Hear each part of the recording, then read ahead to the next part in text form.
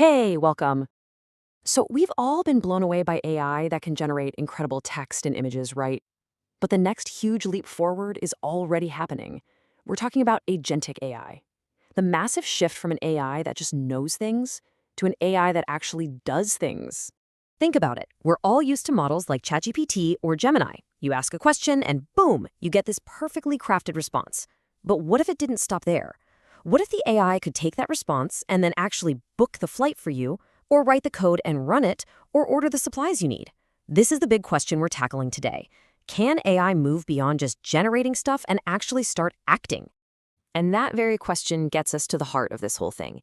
It's a fundamental change in what AI is capable of, moving from just having knowledge to being able to put that knowledge into action. Okay, I love this analogy right here. Think of your standard generative AI as having gyan. That's the Hindi word for knowledge. It's a master of creating content. It can write you a business plan, give you a recipe, you name it. But agentic AI, it adds come, which means work or action. It's got the knowledge plus the ability to act. So its main job isn't just to create something for you, it's to make decisions and actually execute on them. So let's get a bit more formal. What exactly is agentic AI? Well, it's an AI system that's designed to achieve a specific goal with very little handholding from a human. It uses these things called AI agents to make its own decisions, plan out the steps, and then perform the tasks all on its own. It's not just answering a prompt, it's completing an objective. To make this crystal clear, let's walk through a really practical example. We're going to see how a simple HR assistant can evolve from a basic chatbot into a full-blown AI agent. All right, so at level 1, you've got your standard Q&A chatbot. You can ask it, "Hey, what's our vacation policy?" And it'll dig through a company PDF to find the answer. Super useful? Sure, but it's totally reactive. It's basically just a workflow. All it can do is fetch information. Now let's level up. This bot is a little smarter. It's been given a tool, in this case, an API that hooks into the company's main HR system. So now it can't just tell you the policy. It can check how many vacation days you specifically have left. It can even submit a leave request for you. And this is the important part, you still have to tell it exactly what to do, one step at a time. And that brings us to level 3, the real deal, the goal-oriented agent. Now, you don't give it a simple command. You give it a high-level goal, something like onboard the new intern who's starting next Monday. The agent doesn't need you to list the steps. It uses its own reasoning to figure out everything that needs to happen. It will go ahead and schedule welcome meetings, create an IT ticket to get them a laptop, request their Slack access. It plans and executes the entire process by itself. So this chart just lays it all out perfectly.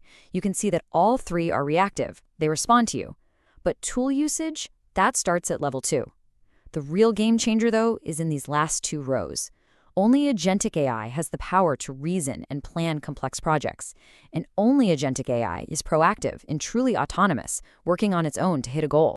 Okay, so that's what an agent does. But how in the world does it actually work? What's going on under the hood?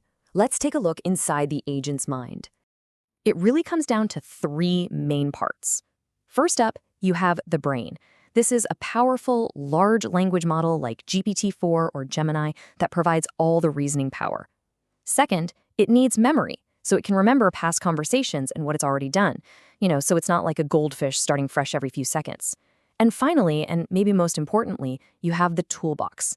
These are the actual tools or functions it can use, the real-world actions it can take, like sending an email or creating a document. And these 3 parts all work together in a continuous loop. First, the agent perceives the world around it. It gathers data from APIs, gets input from a user, whatever. Then it uses its brain to reason about all that information and plan its next move. Next up is execution. It picks the right tool from its toolbox and performs an action. And finally, and this is so critical, it learns from the outcome. It sees what worked, what didn't, and adapts its plan for the next go-around. Okay, I know this can all sound a bit sci-fi, so let's ground it in reality. Where are these AI agents actually being used right now? The applications are already spreading like wildfire. We're talking about AI coding assistants that don't just suggest a line of code, but can actually write, test, and debug an entire application for you. Or travel agents that plan your whole trip. They'll check flight APIs, book hotels in your budget, and even check the weather forecast. They're also showing up in finance as autonomous trading bots, in cybersecurity to actively fight off threats, and in logistics to manage incredibly complex global supply chains. So it's pretty clear this technology is incredibly powerful. But, with great power comes, well, a lot to think about. We really need to look at both the amazing promise and the very real risks here. And this really is a double-edged sword. On one side, the promise is massive. You get autonomous systems handling complex work, proactive assistants finding information for you, and all of it driven by simple natural language. But the flip side, the peril, is just as significant. An autonomous agent could cause unintended consequences. Imagine a warehouse bot that's so focused on speed that it starts damaging products. Or it could fall into something called reward hacking, like a trading bot that takes on dangerous risk just to maximize profit, or a content bot that spreads wild misinformation just to get more clicks. This is why designing the right goals and guardrails is absolutely everything. Which leaves us with one last huge question to chew on. If AI can not only think, but can actually do things in the real world, what does that mean for our role? It feels like we shift from being the doer to being the director. We're the ones who set the goals, define the boundaries, and ultimately steer the ship. It's a fundamental change in how we're all going to work with technology, and it's something we need to get ready for. Thanks for tuning in.